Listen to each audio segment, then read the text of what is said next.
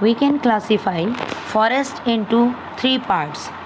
The first is tropical hardwood forest. Which was that? Tropical hardwood forest. Second is Mediterranean forest. Third is temperate softwood forest. Okay, and yesterday we have done the two parts of tropical hardwood forest, that is tropical evergreen and tropical deciduous forest. Now today we are going to do Mediterranean forest. These forests are located in the region surrounded by the sea और the region around the Mediterranean sea, उस area में जहाँ पर Mediterranean sea है. Okay, in that area we found Mediterranean forest. Which are the places? Shore of Europe, wait, yes, shore of Europe, Asia, North Africa and south western part of South Africa. Okay, ये regions हैं. Europe का जो sea coast वाला area, shore area है वो, Asia का भी same area, shore area जो है, north Africa and south western part of South Africa. In areas with dry summer and moderate rainfall during winter. In these areas, they grow where the summers are dry. जहाँ summers dry है, कोई rainfall नहीं है summers में. Okay, और rainfall होती है snow की form में, in the form of snow, and it happened in winters. When these areas receive rainfall in winters. Okay, these trees have long roots. इनकी long roots होती हैं so that they can take water from the earth, underground water ले सके, because rainfall ज़्यादा तो है नहीं इन areas में. Okay, these area receive less rainfall and the rainfall is in the form of snowfall. So इनकी roots जो हैं वो long होती हैं. थिक बार्क, इनकी बार्क क्या होती है? जो इनका तन है, छाल होती है जो, उसकी कवरिंग ब्राउन कलर का जो होता है ना, दैट इज़ बार्क, वो भी थिक होता है. स्पाइनी वैक्सी स्मॉल लीव्स, लीव्स हैं वैक्सी होते हैं. वैक्सी मीन्स ऐसा बहुत सॉफ्ट से हैं, और स्पाइनी होते हैं, स्मॉल. बिल्कुल, आपने क्रिसमस ट्री देखा होगा हमारे यहाँ पे जो ग्रो है, हमारे स्कूल में भी है, तो जैसे उनके लीव्स हैं थोड़े से थिक होते हैं. ओके, सॉफ्ट होते हैं, सो दैट जो मॉइस्चर है वो ट्री में रह सके. ओके, टू रिटेन मॉइस्चर, ये जो फीचर्स हैं ये हेल्प करते हैं ट्री की to retain moisture. Okay, and the main trees are cork, olive, citrus fruit. These are the main trees. And main animals are monk seal, Greek tortoise, great bustard, etc. These are the main animals. Clear? So Mediterranean forest, where we found? We found in the area around the Mediterranean Sea. Clear? And the areas where the summers are dry and rainfall receives in the season of winter. Okay, so this is about Mediterranean forest. Let's move to the other, that is temperate softwood forest. Temperate softwood forests are also known as coniferous forest because the trees are of conical shape. Trees conical shape के होते हैं. Okay, it found in higher latitude. Higher latitude means that is 0 degree equator. तो higher latitude, जैसे जैसे हम ऊपर के latitudes पर जाते हैं उन लैटिट्यूड्स पर हमें टेम्परेट सॉफ्टवुड फॉरेस्ट फाउंड होते हैं. Okay. And higher altitudes, higher altitudes, altitude होता है ऊंचाई. This is the plain and higher altitude means we have to move forward to the mountain. Mountain में जब हम ऊपर की तरफ जा रहे हैं वो हायर एल्टीट्यूड हो गया. Okay. So this is about higher latitude and higher altitude. In higher altitude we found temperate softwood forest and also in the higher latitude, both the areas. In India we found temperate softwood forest in Himalayas. Himalayas भी क्या है? Higher altitude areas हैं, है ना, बहुत ऊंचाई पे हैं हिमालयाज. तो हिमालयाज पर भी ये हमें कॉमनली मिलते हैं and these are called mountain forest because we found it on mountains. तो हम इसे माउंटेन फॉरेस्ट भी कहते हैं. So briefly we can say we found these forest in colder region. हम ठंडे एरियाज़ में, कोल्ड वाले एरियाज़ में हमें ये ट्रीज़ और ये फॉरेस्ट मिलते हैं. And the precipitation is received in the form of snow. और प्रेसिपिटेशन यानी कि बारिश कैसे होती है? स्नो की फॉर्म में. Okay. These trees have needle shaped leaves. In trees के लीव्स नीडल शेप्ड होते हैं and because of its shape snow can not accumulate on them. इसकी शेप कॉनिकल शेप होती है तो स्नो इसके ऊपर एक्यूमुलेट मतलब जम कर नहीं रह सकती. वो कुछ टाइम के लिए रहती हैं और उसके बाद स्नो वहाँ से हट जाती है. ओके. तो स्नो हमेशा के लिए इनकी शेप के कारण अक्यूमुलेट नहीं हो सकती. Clear. The main trees are fir, cedar, deodar, spruce. These are the main trees. Okay. ये मेन ट्रीज हैं and Kashmir stag, spotted deer, Tibetan antelope, snow leopard, tiger, golden eagle, these are the main animals. And the trees of this vegetation or these forests are important for commercial use. commercial purpose के लिए ये बहुत ज़्यादा important होते हैं और इन्हें pulp making के लिए और प्लाईवुड वर्क के लिए यूज़ किया जाता है इनकी वुड को. Okay. So this is about temperate forest. I hope आप सबको ये 4 टाइप्स ऑफ फॉरेस्ट समझ आए होंगे and you have learn these. Okay. So very good बेटा. Advantages of forest. Forest are very much useful for us. Forests are also called the breathing lungs of civilization or the earth. अर्थ के lungs हैं. Lungs हमें क्या help करते हैं? Lungs हमारी body में oxygen को स्प्रेड करते हैं, right. And same as forest हमारी अर्थ पर ऑक्सीजन की सप्लाई करते हैं. ओके.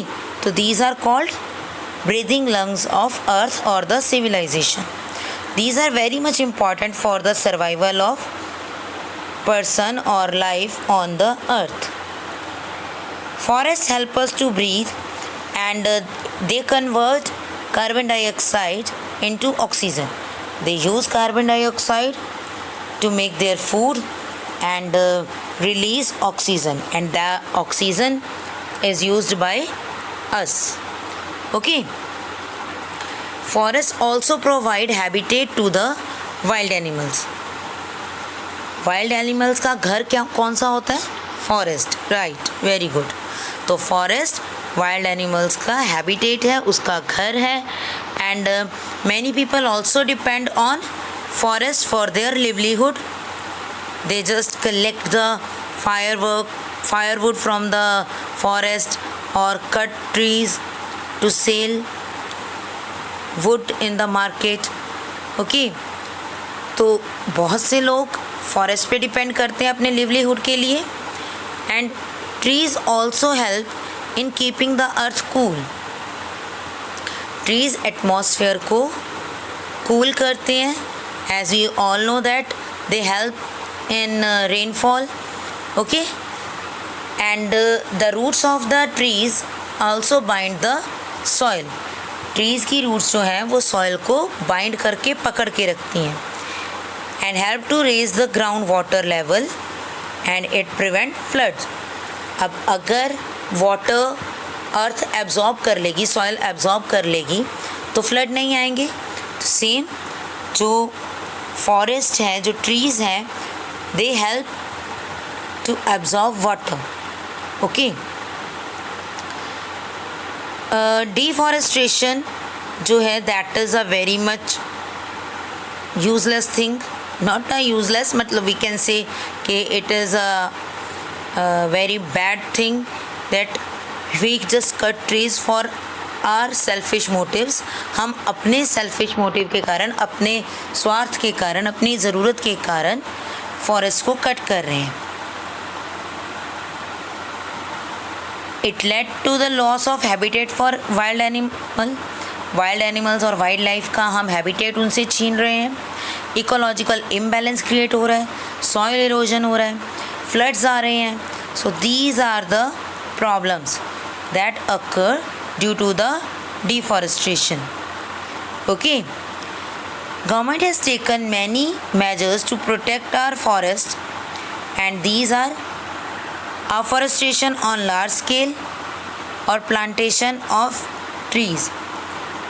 afforestation या large scale पर tree plant करना.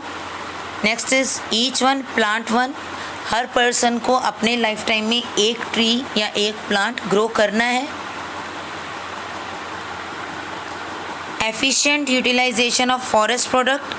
कि फॉरेस्ट से हमें जो वुड मिल रही है या दूसरे कोई प्रोडक्ट मिल रहे हैं, उनका प्रॉपरली यूटिलाइजेशन हो, वेस्ट ना हो वो. And try to use substitute of wood. Wood की जगह कुछ और यूज़ किया जाए. For example, we are using wood for making doors और windows. We can use aluminium, we can use iron to make doors. Okay, तो wood का substitute, कि वुड की जगह कोई और चीज़ यूज़ करने की कोशिश की जाए. Enforcement of number of laws, guidelines to protect forest and prohibit deforestation. laws enforce किए जाने चाहिए. it means laws को implement किया जाए, guidelines show की जाए कि how to protect forest और how can we prohibit deforestation. तो इनके लिए rules और laws बनाने भी चाहिए और implement भी करने चाहिए properly. discouraging shifting cultivation. shifting cultivation क्या है? In shifting cultivation, a person cuts the trees or cut the forest, start doing agriculture on that place, and when the land become or loses fertility or become infertile, then they move to some other place and same process started there, that they cut the trees and started agriculture. When the land loses fertility, then they again move to some other place. So that is shifting agriculture और shifting cultivation. कि person एक जगह से दूसरी जगह agriculture work के लिए अपनी लैंड को ढूंढता है. ठीक है, तो गवर्नमेंट को क्या चाहिए कि वो शिफ्टिंग कल्टीवेशन को डिस्करेज करे, बिकॉज इससे फॉरेस्ट का बहुत ज़्यादा लॉस होता है. Okay, let's discuss about wildlife. Wildlife, as we all know, that the animals that are non-domesticated, ठीक है, जिन्हें हम घर पर नहीं पाल सकते, वो एनिमल्स क्या हैं? They are called wild animals or wildlife, such as bird, fishes, animals. These are given. Lion is the wild animal, है ना? So these are the wild animals. They live in forest, and forests are the natural habitat of wild animals, forest जो है वो wild animals का घर है, उनका natural habitat है, गॉड ने उन्हें उनका घर बनाया है। Clear? So it is important part of natural ecosystem. As we have discussed the forest और ट्रीज आर डिफरेंट। ठीक है, a particular type of trees are grown on the particular type of land with the climate and temperature, that particular climate and temperature। एक तरह के temperature और climate पर rainfall पर एक ही जैसा ट्रीज ग्रो करते हैं। Okay, and same with the wild life, किसी एरिया का टेम्परेचर और रेनफॉल कैसा है उस पर डिपेंड करता है कि वाइल्ड लाइफ कैसी होगी। For example, if we are talking about desert area, so we all know that the camel is the main animal, है ना? Desert में camel can live easily. It can store water. Okay, so it can move for many days in the desert. बहुत दिनों के लिए ये desert में easily move करता है। तो according to that areas climate, camels are habitual to live there. ठीक है, उनकी ऐसी हैबिट्स डेवलप हो चुकी हैं या उनमें ऐसे फीचर्स डेवलप हैं कि वो डेजर्ट एरिया में इजीली सर्वाइव कर सकते हैं। And same with polar bear. Polar bear में क्या है? They can live only in polar areas where the temperature is low. जहाँ टेम्परेचर बहुत कम है उन्हीं एरियाज़ में पोलर बियर रह सकते हैं, है ना? सो अगर पोलर बियर को हम इंडिया जैसे एरिया में ले आएँ तो क्या वो रह सकेगा? I don't think so, because India is a very hot country. यहाँ पर बहुत ज़्यादा हाई टेम्परेचर रहता है और पोलर रीजन्स में तो -50 और माइनस समथिंग टेम्परेचर होता है, in minus. So it is very much cold. तो पोलर जो बियर हैं वो इंडिया में सर्वाइव नहीं कर पाएंगे। ओके, सो वाइल्ड लाइफ जो है it varies from place to place due to climatic variation. Climate change होने के कारण हर एरिया में वाइल्ड लाइफ डिफरेंट होती है। For example, in India there is rich variety of birds animals. Black buck, peacock, lion, Bengal tiger are found in India. Australia में different type की है, कोला बियर है, एमू है, कोकाबुरा है, kookaburra सूरज। तो ये मेन वाइल्ड लाइफ हैं जो अलग अलग एरियाज़ में फाइंड होते हैं। And it is very much essential to maintain ecological balance on the earth surface. Earth पर बैलेंस क्रिएट करने के लिए वाइल्ड लाइफ बहुत ज़्यादा ज़रूरी है। Wild life improves the beauty of an area. Tourist को अट्रैक्ट करती हैं। अगर हम भी किसी फॉरेस्ट में जाते हैं, we try to search some different type of animals जो हमें नहीं दिखे हों कभी। कोई लायन दिखे या जिराफ दिखे या किसी और तरीके का पर्सन दिखे, एनिमल सॉरी दिखे हमें फॉरेस्ट में, तो हम वो देखने की कोशिश करते हैं। So it beautifies the natural things. जो नेचर है, जो फॉरेस्ट है, उसको ब्यूटिफाई करते हैं एनिमल्स और उससे टूरिज़्म और जॉब्स इंक्रीज़ होती हैं। Okay, animals behaviour changes at the time of natural disaster like tsunami and earthquake. If the information can be enhanced for imparting early warning system, then life can be saved. Okay, जो लोग हैं उनकी life को save किया जा सकता है। कैसे? कि जो एनिमल्स हैं वो बहुत जल्दी किसी भी प्रॉब्लम को फील कर लेते हैं। देयर जो feeling power is better than the human being. ठीक है, तो उनकी एक सिक्स सेंस होती है जो बता देती है कि कुछ चेंज होने वाला है, something going to be wrong. तो अगर हम उनके बिहेवियर को चेक करें at the time of natural calamity, कोई प्रॉब्लम आने से पहले अगर हम उनका प्रॉपरली चेक करते हैं बिहेवियर, तो हम बहुत से लोगों को सेव कर सकते हैं। ओके, उनकी लाइफ को, उनके एरिया को हम सेव कर सकते हैं if we can take the information from the animals. In some areas animals are killed for money purpose. उनके स्किन को सेल किया जाता है, उनके मीट को खाया जाता है, उनके हॉर्न से ज्वेलरी फॉर्म होती है, बनाई जाती है। Okay, so animals are killed और hunted for various purposes. Sale करने के लिए उन्हें किल किया जाता है, and it is very much bad, it is not good. Dead और डिकेइंग एनिमल्स, जो नेचुरली डेड होते हैं animals, they produce humus which is helpful to maintain the fertility of soil. ये ह्यूमस को इंक्रीज करते हैं सॉइल में, और ह्यूमस सॉइल को फर्टाइल करती है। Okay, many birds, many animals become extinct and many others are on the verge of extinction. बहुत से ख़त्म हो चुके हैं और बहुत से आगे बढ़ रहे हैं ख़त्म होने के लिए, क्योंकि we just killed that animals.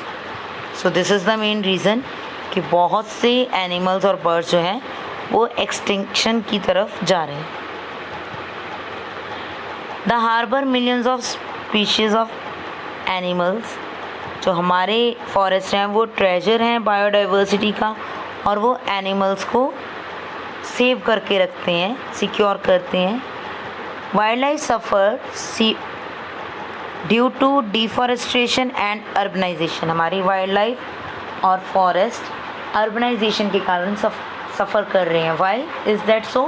Because we cut trees to make roads, to make buildings, and to get the area for the cities. ठीक है, we just cut the forest for fulfill our needs. Clear? So many animals have become extinct because they have lost their habitat. बहुत से animals मर रहे हैं क्योंकि उनका जो नेचुरल हैबिटेट है, जो फॉरेस्ट है, वो हमने छीन लिया, and we started living in that area. हमने अपने हाउसेस बनाए और हम वहाँ पर रहना स्टार्ट हो गए। तो ये मेन रीज़न है कि बहुत से वाइल्ड एनिमल अपना natural habitat, because they lose their natural habitat, तो वो सर्वाइव नहीं कर पा रहे हैं। So government has taken so many steps. What are these? Hunting and poaching of wild animals and birds have been banned. Hunt करना, किसी को मारना, एनिमल को और बर्ड्स को, ये बैन है. Killing of wild life is a punishable offence. Wild life को किल करना वो भी पनिशेबल ऑफेंस है. And government also started many national park and wild life century. They set up many wildlife sanctuaries and national parks. In India, we have 103 national parks and 528 wildlife sanctuary. हमारे India में ही 103 national parks हैं और 528 wildlife sanctuaries हैं. Now, what is national park? National park is a well-defined area for the protection of wildlife. Natural park is not a park जो हम आसपास खेलने जाते हैं. It is a forest area and that protect the wild life. उस area में हम wild life को प्रोटेक्ट करते हैं. Visitors can visit the park and no one has the right to use any forest product. National parks में even आप कोई भी चीज़ टच नहीं कर सकते, किसी भी नेचुरल प्रोडक्ट को उठाकर साथ नहीं ला सकते, एंड फायरवुड कलेक्ट नहीं कर सकते, टिम्बर के लिए जो वुड है वो कलेक्ट नहीं कर सकते.